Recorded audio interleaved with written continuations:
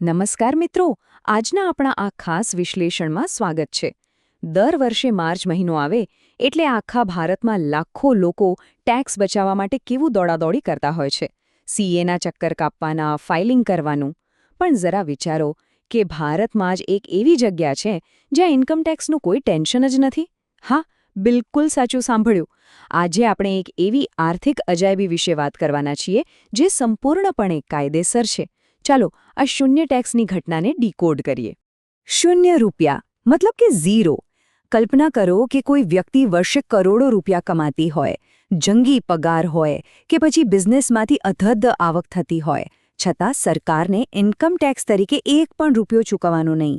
છે ને એકદમ ચોંકાવનારી વાત? આ કોઈ સપનું નથી, પણ એકદમ 100% સાચી વાસ્તવિકતા છે. હવે સ્વાભાવિક રીતે જ મનમાં એ પ્રશ્ન થાય કે આખરે ભારતમાં એવી તે કઈ જગ્યા છે જે આવી સંપૂર્ણપણે ટેક્સ ફ્રી આવક શક્ય છે?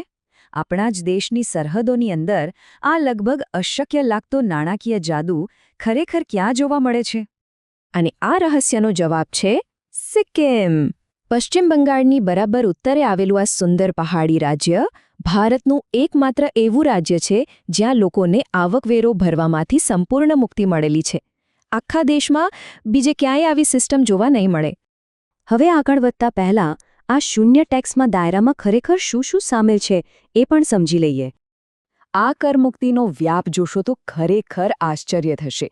નોકરીમાંથી મળતો દર મહિનાનો પગાર હોય, બિઝનેસની કમાણી હોય કે પછી શેર બજારમાંથી મળતો મોટો નફો, અરે સિક્યોરિટીઝ અને ડિવિડન્ડની આવક પણ આમાં આવી ગઈ. ટૂંકમાં કહીએ તો સરકાર આમાંથી કોઈ પણ આવક પર પોતાનો હિસ્સો માંગતી જ નથી. મતલબ કે તમારી મહેનતની પૂરેપૂરી કમાણી સીધી તમારા ખિસ્સામાં.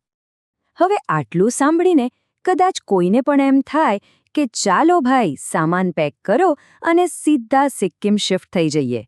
પણ ઊભા રહો, અહીં એક બહુ મોટો ટ્વિસ્ટ છે. આ લાભ આખરે કોને મળે છે? જો આ શાનદાર ટેક્સ ફ્રી વ્યવસ્થાનો લાભ કોઈપણ એવી સામાન્ય વ્યક્તિ માટે નથી જે માત્ર ત્યાં જઈને રહેવા લાગે. આ ફાયદો માત્ર ને માત્ર સિક્કિમના મૂળ નિવાસીઓ પૂરતો જ સીમિત છે. એટલે કે એવા લોકો જેમનું નામ 1961ના સિક્કિમ સબ્જેક્ટ રેગ્યુલેશનના રજિસ્ટરમાં નોંધાયેલું છે, અથવા તો જેઓ તેમના સીધા વંશજો છે.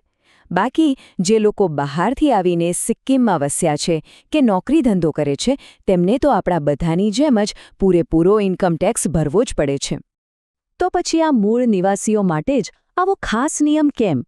આના મૂળિયા જોડાયેલા છે 1975ના વર્ષ અને બંધારણની કલમ 371F સાથે.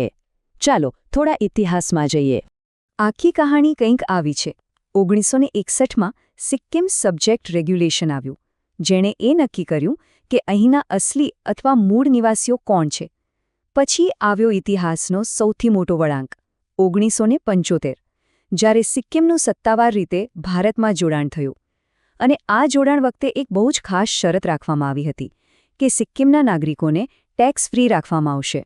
બસ ત્યારથી લઈને આજ દિન સુધી ભારતીય બંધારણની કલમ 371F હેઠળ આ વિશેષ ટેક્સ ફ્રી દરજ્જો અકબંધ જળવાઈ રહ્યો છે. આ આર્ટિકલ 371F કોઈ સામાન્ય સરકારી નિયમ નથી હો. આ આપણા ભારતીય બંધારણની એક વિશેષ અને અત્યંત પાવરફુલ જોગવાઈ છે. આ કલમ એક પ્રકારની મજબૂત કાયદાકીય ઢાલ તરીકે કામ કરે છે, જે સિક્કિમના આ મૂળ નિવાસીઓની કમાણીને ઇન્કમટેક્સથી સંપૂર્ણપણે અને સત્તાવાર રીતે સુરક્ષિત રાખે છે. હવે જરા આને ઇન્કમ ટેક્સ એક્ટ 1961 સાથે સરખાવી જુઓ. આ એ જ કાયદો છે જેના હેઠળ બાકીના આખા ભારતમાંથી આપણે સૌ આપણી કમાણીનો એક હિસ્સો સરકારને ટેક્સ તરીકે ચૂકવીએ છીએ. એક તરફ આખો દેશ ટેક્સ ભરે છે અને બીજી તરફ સિક્કિમ પાસે આ વિશેષ બંધારણીય સુરક્ષા છે. આર્થિક જગતમાં ખરેખર આ એક અદ્ભુત વિરોધાભાસ છે, ખરું ને? પણ અહીં એક ગેરસમજ દૂર કરવી બહુ જ જરૂરી છે. શું સિક્કિમમાં બધા જ ટેક્સ માફ છે? ના, એવો બિલકુલ નથી કે ત્યાં કોઈ જ ટેક્સ નથી લેવાતો. વાસ્તવિકતા જરા સમજી લઈએ. મૂળ નિવાસીઓ માટે માત્ર ને માત્ર વ્યક્તિગત ઇન્કમ ટેક્સ એટલે કે આવકવેરો જ માફ છે. પણ જ્યારે વાત આવે જીએસટી એટલે કે ગુડ્સ એન્ડ સર્વિસ ટેક્સની કે પછી રાજ્ય સરકારના કોઈ લોકલ ટેક્સની, તો એ બધું જ ત્યાંના નિવાસીઓ પર પણ પૂરેપૂરું લાગુ પડે જ છે. એટલે કે રોજિંદા વ્યવહારો અને બિઝનેસ પર તો ટેક્સ ચૂકવવો જ પડે છે, માત્ર વ્યક્તિગત આવક પરનો ટેક્સ 0 છે. તો આ આખી સિસ્ટમ સમજ્યા પછી એક બહુ મોટો અને રસપ્રદ પ્રશ્ન એ ઊભું થાય છે કે આ અનોખી આર્થિક અને વહીવટી વ્યવસ્થા સિક્કિમના ભવિષ્યને કેવી રીતે આકાર આપશે? ઇતિહાસ અને ટેક્સના કાયદાઓનું આ અદ્ભુત મિશ્રણ આવનારા સમયમાં તેના વ્યાપાર અને આર્થિક વિકાસને કઈ દિશામાં લઈ જશે? આ ખરેખર વિચારવા જેવી વાત છે. આજના આ ડીપ ડાઇવ વિશ્લેષણમાં જોડાવા બદલ આપનો આભાર.